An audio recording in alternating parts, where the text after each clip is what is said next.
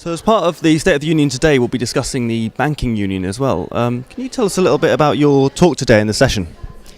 Yeah, today the perspective will be on the global dimension of the banking union, what this implies for the European Union, for the relation with the, let's say, regulators and global standard setters. So I will try to put into perspective the work we are doing and how the experience we have had in Europe can be exported to make global standard setting more effective, but also maybe the fact that in the European Union ourselves, we must be a little bit more, let's say, able to speak with a single voice, and because in the debate on banking reforms recently, actually, let's say, European regulators have not always been on the same side of the debate. So that would be a major progress if we manage to achieve that. What have the main divisions been so far?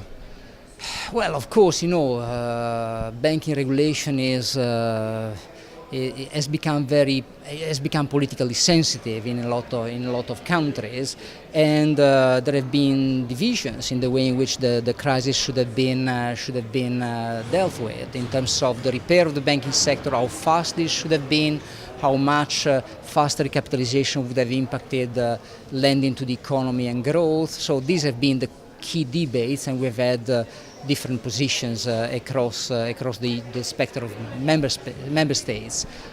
How has the rest of the world reacted to the idea of a European banking union?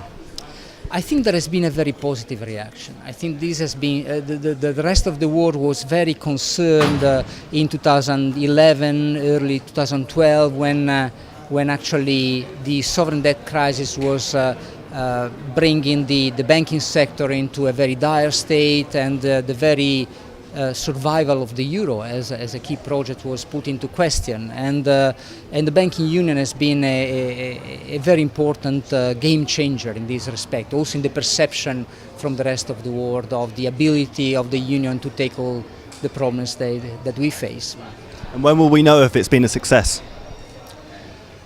Well, I would be already optimistic in saying that we already have important signs of success. I mean, the comprehensive assessment, the stress test we did at the EBA jointly with the ECB last year has already managed to increase enormously the transparency on the state of the European banks. And there is now much more trust on the fact that the European banks' balance sheets have been cleaned up, on the fact that the capital has been strengthened, and this has created a much more positive environment in terms of investors being willing to buy, let's say, equity and debt issued by European banks. So this is already an important change, and the fact that we see new signs of growth in lending, I think is also signaling the fact that the repair has been completed, and this is already a big success, I would say.